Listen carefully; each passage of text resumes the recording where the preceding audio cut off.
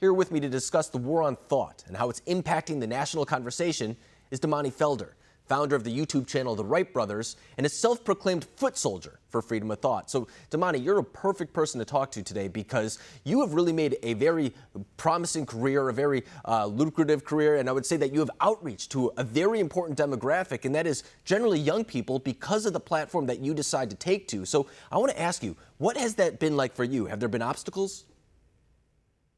Well, thanks for having me, Alex. Yeah, there have been obstacles. Obviously, anytime you engage in the public forum, you're susceptible to the outrage mob, if you will. That's typically the biggest pitfall that you see with social media today is that there's very rampant ideological groupthink, but it typically manifests itself more violently on the left side of the aisle. So what you notice is there's a lot of young people out there who may operate from the standpoint of perceived altruism, but when you actually start peeling back the layers of what they really purport to support, you see that what they actually claim to be in support of is actually antithetical to what America is, and it's antithetical to their own freedoms, as it were. So it's very discouraging to see so many people, especially at a young age, becoming susceptible to those tropes that you hear from our politicians. And it's just I try to use my voice as just a way to counteract that. And I've noticed that, and I think you are very effective at doing that with the way that you do it, but I think also the platform by which you take to allows yourself to express more freedom and not necessarily be constrained by the same type of things that maybe people at networks or people who have different ties to different corporations may have to make themselves. But I want to ask you too, because you are, I think for a lot of people, a thought leader, someone who they can go to kind of get straight news, kind of exactly the take that they know that you're going to be giving. Have you ever faced this type of maybe censorship or at least threats of that in some degree? No, it's completely unprecedented. Seeing even today, I posted something on social media on my Instagram with regards to some of the fires that are being set over in the West Coast area.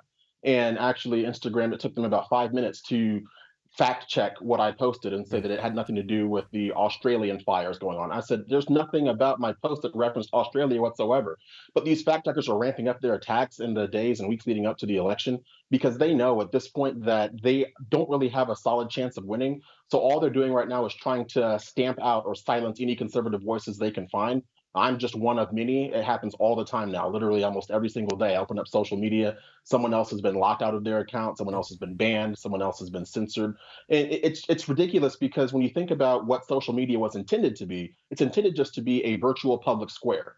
So people should be able to air whatever their thoughts may be. But now we're seeing the left and those big tech industries who are aligned with the left effectively censoring and stamping out anyone who dares to flout whatever their narrative that they prescribe, what it really is. And Damani, in the last segment, we were talking about, for example, how this morning I woke up and I saw that Tucker Carlson had a virologist who said that the Chinese coronavirus could have been started, for example, in a Chinese lab. And she said that she had evidence. She's a virologist. She's an educated individual herself. But those posts were labeled as disinformation, and Facebook and Instagram took action against it, even though I don't think anyone at Facebook and Instagram has that type of medical degree that she has or anything that could maybe even dispute what she's saying. So do you think that conservatives should make the idea of online censorship, or at least the freedom to be online, a bigger campaign issue?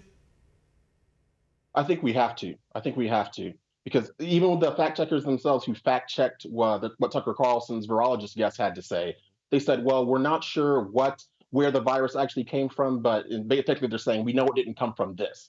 So they're running interference or playing defense for the left at this point.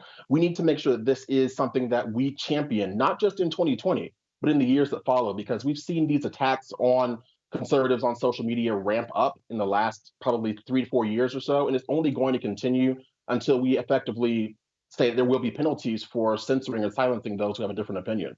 And I think it's even more important, too, when we really discuss this topic to acknowledge that if conservatives don't take action on this front, they're not going to have any grounds to have this conversation in the future. I mean, you're exactly right. We're already seeing it. Every morning we wake up and someone's been suspended. Someone has been sometimes outright banned with no explanation. And people right now are just accepting that. There's nothing going on, and especially when you look at the youth and what that is, because I think a lot of the media and a lot of these conversations are going to take place online. So if we don't stand up to that, I think that those people will eventually not have the same ground to have these conversations on. So is it even more important for young people to be involved in this conversation? I think now more than ever, we need young people, those who may be in high school even right now, to take an active vested interest in the political forum. Because as we're seeing, the left is now catering to these young people and they're effectively preying on them because they know that the average young person does not quite understand everything about the world they might need in order to formulate their opinions. So they are pushing this propaganda out, and it has become so one sided now that if you look for an alternative, odds are you're not going to be able to find one as easily just because of what social media and big tech has done.